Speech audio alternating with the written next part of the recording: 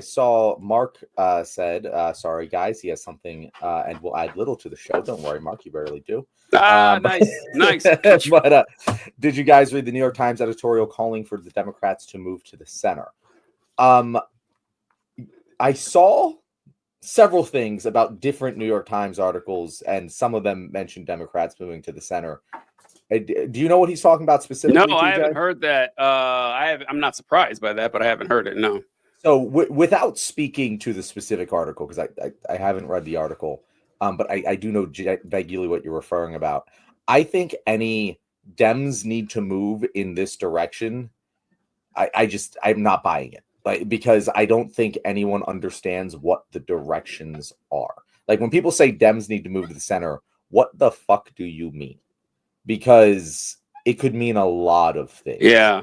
And if you're saying Dems need to care less about language policing, if you say that's a move to the center, I agree with you. If you say Dems need to completely abandon trans rights, I disagree with you. I think Tim Walz, he had an excellent quote. Let me pull it up because I threads it. But Tim Walz said, it was something along the lines of that. I'm not pulling it up right now, but it was something along the lines of, we didn't lose because we didn't move center enough. We lost because we let the other people define where the center is and what we stand for. We need to stand for a clear message and convince the American people that we are right.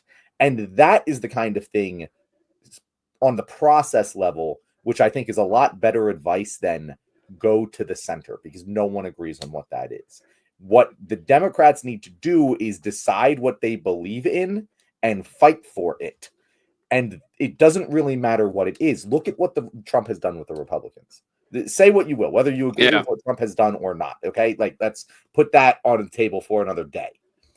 If you look at the Republican Party of 2016, and you were to say, in 2024, the Republican presidential nominee is going to run on a platform of mass deportations, massive deficit spending, and denying the results of the 2020 Democratic election, you would lose your mind. You would never believe that would be the Republican Party platform, but it is, because people saw Donald Trump fighting for what he believed in and believed in him because of it.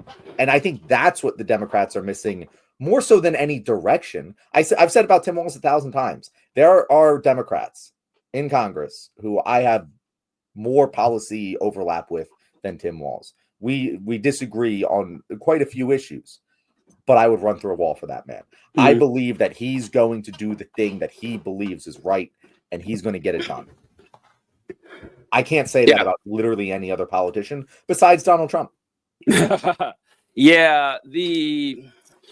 That's true with how people view politics, and I get really annoyed when people say that, we need to move left, or move right, or we need to move to the center, because like you said, those are meaningless phrases. And I actually went and pulled up the article that Mark mentioned here. Now, it's a New York Times article, so, I can't actually read the entire thing, but I'll read as much as I can. And it says, can the Democratic Party as currently constituted move to the center? After the 2024 elections, many sympathetic... Who wrote it, TJ? This is a guy named Thomas Edsel. I'm not familiar with him. Okay, I'm not. Many sympathetic politicians and commentators made it quite clear that they would like the party to do so. It will be an uphill struggle. There is evidence that the process of moderation has the potential to result in unintended adverse consequences. Over the past 3 decades, according to Pew Research, the share of the Democratic electorate made up of voters with high school degrees or less, shorthand in polling for the working class, has fallen from 55% to 25%. Over the same time period, the share of Democrats with college degrees has grown from 21 to 45%. These widely recognized changes in levels of educational attainment have coincided with an ideological shift. Gallup found in 1994, 48% of Democrats described themselves as moderate. 25% said they were very liberal or liberal, and 25% say were conservative or very conservative. In 2024, Gallup reported that a solid majority of Democrats, 55%, said they were liberal or very liberal, 34% said they were moderate, and 9% described themselves as conservative or very conservative. This actually, that's all I can read, so I can only go off what I can see right there. This is exactly what John was saying and why this is so frustrating. Those categories are essentially meaningless. If you ask your average person, hey, do you consider yourself very liberal? They're going to say no. If you ask your average person to consider themselves very conservative, they're going to say no. People have an aversion to be seen as extreme, especially to some pollster or some stranger. People aren't going to be out there saying, yes, I am on the furthest end of the acceptable bounds of political discourse in this country. No one's going to say that. And also, if someone says they're moderate, no one can tell you what the fuck that means. Does moderate mean that, oh, I happen to hold the center position of all the major political topics in the United States? Or does moderate mean I have a mix of some liberal ideas and some conservative ideas, and good luck guessing which ones are which? It doesn't mean anything. So it's kind of like those polls that come out every election where it says, do you believe the country is going in the right direction? No matter what it says, it doesn't tell you what the person actually wants. So anyone saying that the Democrats need to become more moderate or more liberal isn't helping you out unless they specifically say these are the policies you need to follow. And I see a lot less of that. It's just pontificating with no real substance.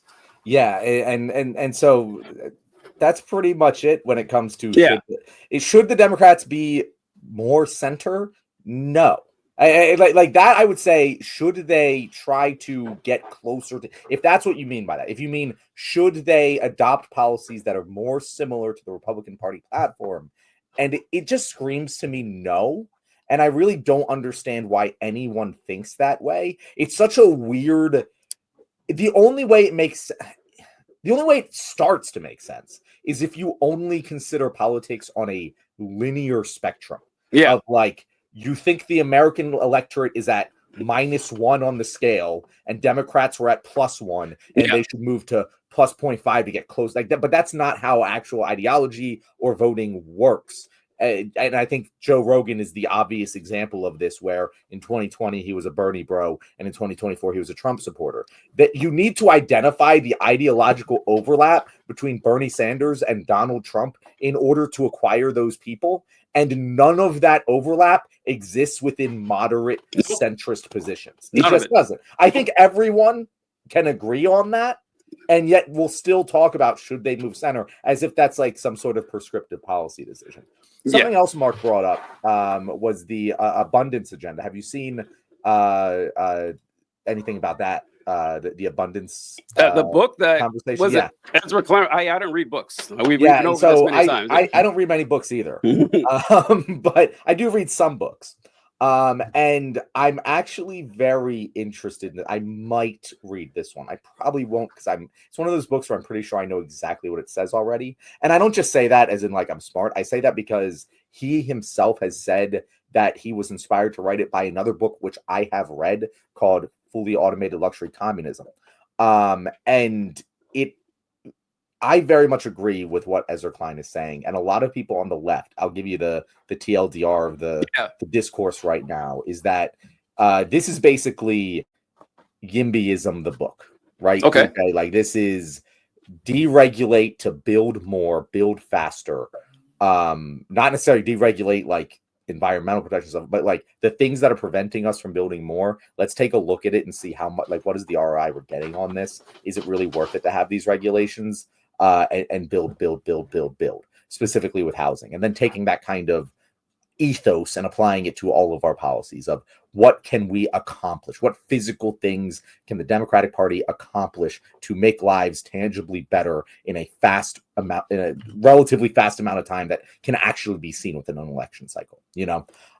And it seems pretty straightforward to me. Okay. And there is discourse of leftists like hating on it because they're like, I don't know, degrowth accelerationists or whatever. They don't want they only want to have social housing and publicly owned housing and don't want any market solutions, which, you know, I think is just kind of a dumb thing on its face. Like, I understand what they're saying. I would prefer to have both, but if I can have one or the other or neither, I'm going to have one of them.